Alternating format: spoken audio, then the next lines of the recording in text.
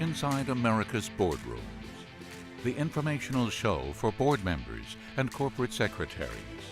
Brought to you with Knowledge Partners, NASDAQ, the Center for Audit Quality, and PwC.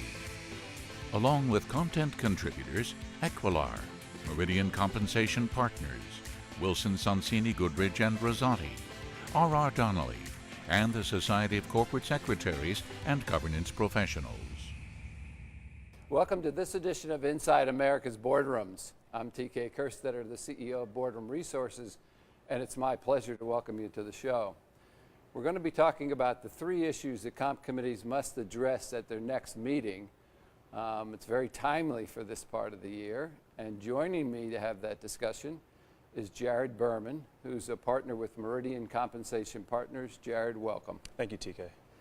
So we're going to make this sort of interesting. I am going to be the chair of the comp committee, okay? Okay. And you are the consultant, and we are meeting because we need to address the committee's goals for the next year, and also any critical issues that we know that we're going to have to deal with. So your challenge is we're going to try and identify maybe three important things that all committees should be discussing at their meeting. So what's your first? You're right, this is very timely given that we're at the tail end of committee season and we are having these conversations with clients all the time now. I'd say the first issue that committees are dealing with right now is long-term incentive vehicles. Which ones do we use? Do we use stock options? Do we use restricted stock, or do we introduce or maintain a performance share plan? And with that discussion comes the notion of weightings and allocation, and what's the right mix of LTI among your employee and your executive population, but also which vehicles are going to help support your long-term strategy, which ones are going to help motivate and engage your team, and which ones support all of the stakeholders of your business, your short-term activists, your long-term bondholders and pension holders, your common shareholders, and each vehicle has different pros and cons. And finding the right mix, the right allocation is really critical in today's day and age. Well, there's a balance that occurs. You're trying to satisfy shareholders, you're trying to satisfy executives, you're trying to guess what's going to happen in the market. I mean, there's just all kinds of things. That has got to be a challenge for any chair or committee in this day and age. Yeah, there's no silver bullet either. All vehicles have pros and cons. Some do things better or worse than others. Stock options look out very far into the next 5-10 years and hope that something transformative in your business will generate returns to your shareholders and hopefully beat out the market. Restricted stock aids in the attraction and retention of your talent, especially in a market that's declining. It does maintain some of its value, but performance plans are all the rage right now. And that notion of pay and performance and making sure we have the right alignment is critical in your long-term incentive program. And finding that right mix and knowing your employees, knowing your executives, knowing what the wealth that they've created over time and what they value, as well as what it will cost your company, are all critical questions that a committee must ask. Okay, so your first item was vehicles. Yeah. So what would be your second issue for the meeting? I think a natural transition from the vehicles is we know that we need a performance plan. We don't know if that's a performance share plan or performance cash plan, but we know that we need performance. The proxy advisors all say at least 50% of CEO long-term incentives have to be in the form of performance vehicles. So then the question is, well, what's that measure? Is that a financial goal? Is that return on capital? Is that revenue growth? Is that margin expansion? Or is that total shareholder return? And we've seen companies try different tacks on that. TSR, total shareholder return plans, have been all the rage over the past several years, and now they're coming under fire a bit, asking the question, are those truly motivational? Are they really driving performance, or are they really an outcome-oriented vehicle? And there's been articles out there in Agenda and the Journal about TSR plans. I will tell you that they're effective. They're effective when you have trouble setting long-term goals, when you don't know the results of what 2016 are going to bring, let alone 2018 and 19. They can be a good mechanism to balance out the other vehicles in the sense of if we outperform our peers, then we get paid. If we underperform them, we don't. Here's what sort of surprises me these days. You hear a lot about TSR. You hear a lot of pay for performance. What I don't hear a lot of is, here's our strategic plan. How do we set this up to motivate the behavior out of our executives and other employees that will drive TSR? But, that plan is pretty important, yet everybody sort of focuses on this homogenized pay plan. It's got to be a difficult challenge. Again, another difficult challenge for comp committees. Yeah, committees and management teams alike are both in this quandary right now. We want to set up goals, but we've all been reduced to a 3-year performance plan is the right length of time, and that's the right performance. I met with the CEO a couple weeks ago, and he said, I don't have one 3-year investor. I have investors that are in this for the long haul. I have some that are in this for 6 months. And when I decide to invest in a new project, from greenfield idea to the time I'm going to get my first return could be 10 years or longer.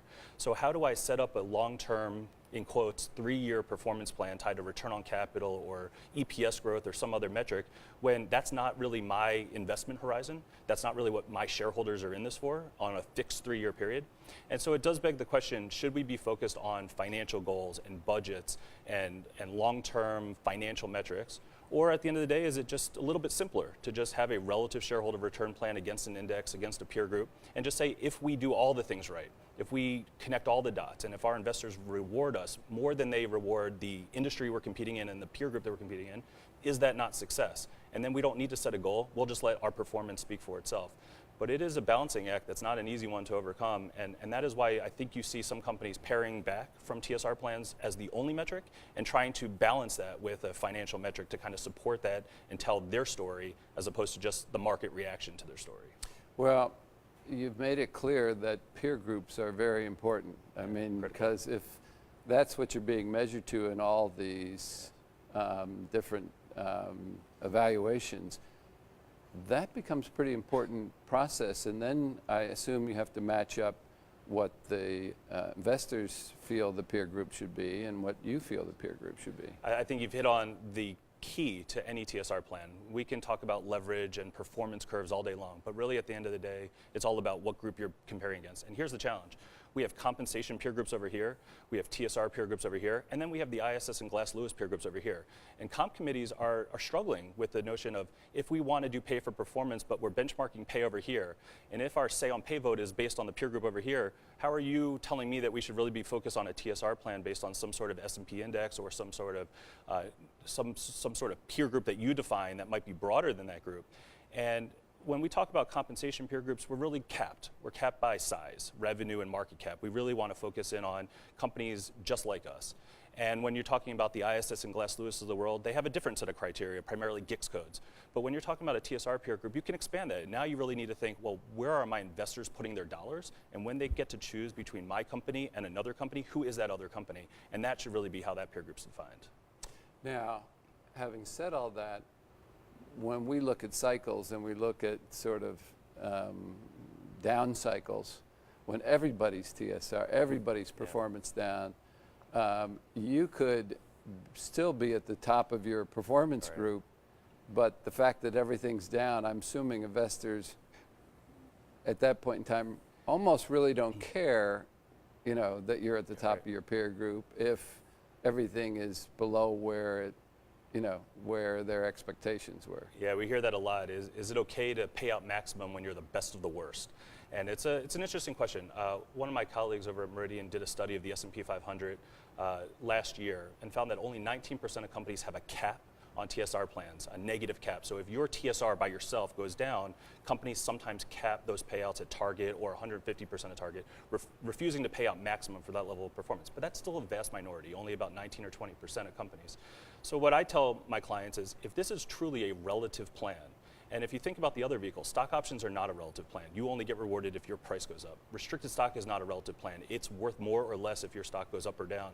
TSR plans, if they really are meant to be relative in nature, putting a cap or some other a cap on those programs can hurt the program and undermine its integrity. Additionally, even if you are the best and you get paid out 200% of target, your stock price did go down, and therefore you're not getting paid out maximum. You're not getting the maximum leverage of that plan. So it is somewhat self-correcting in a way. Yeah. So we have about 2 minutes left, and you're going to give us your third issue that should be discussed at comp committee meetings. The one that every company, specifically in commodities and oil and gas and steel, are faced right now, but more broadly, is the notion of share usage. There's been such a squeeze over the past several years about dilution, burn rates, and who are we granting equity to, and what amounts, and how many shares are we diluting our current shareholders by. But this market downturn that we've seen over the past 3 or 4 months has really impacted everybody. And now when we're trying to grant market competitive opportunities this year, and we're still trying to grant our mix that makes sense to us, whether that's options, restricted stock, or performance plans, we are running into a problem of using up potentially too many shares. It's eating into our omnibus share pools that we have approved by shareholders. It's forcing us to consider whether we should be using cash instead of equity. It's forcing us to consider whether we need to go back to shareholders a year or 2 years earlier than we otherwise would. And at the same time, we have to balance all of that with, well, what does our run rate look like? And so we want to deliver opportunities to motivate future performance. That's what I think long-term incentives are, is it's an opportunity for future rewards if you perform going in prospectively. But we have bonuses that aren't paying out, we have salaries that are frozen, we want to grant equity as our primary tool, but yet we don't necessarily have that tool in our tool bag. Well, I think we've made it clear just in this show the challenges that comp committees face, and we joke now that comp committees are the new audit committee in the sense of what everybody doesn't want to serve on. So anyway, Jared, we appreciate you taking the time to come in and join us. Thank you, TK. That will conclude this edition of Inside America's Boardrooms. We hope you enjoyed the show. We'll be back again next week when we take a look at another critical topic that'll help you be a better board member or committee member. So we'll see you then. Join us again next week for Inside America's Boardrooms. Brought to you with Knowledge Partners, NASDAQ, the Center for Audit Quality, and PwC. Along with content contributors Equilar, Meridian Compensation Partners, Wilson Sonsini Goodrich and Rosati, R.R. Donnelly, and the Society of Corporate Secretaries and Governance Professionals.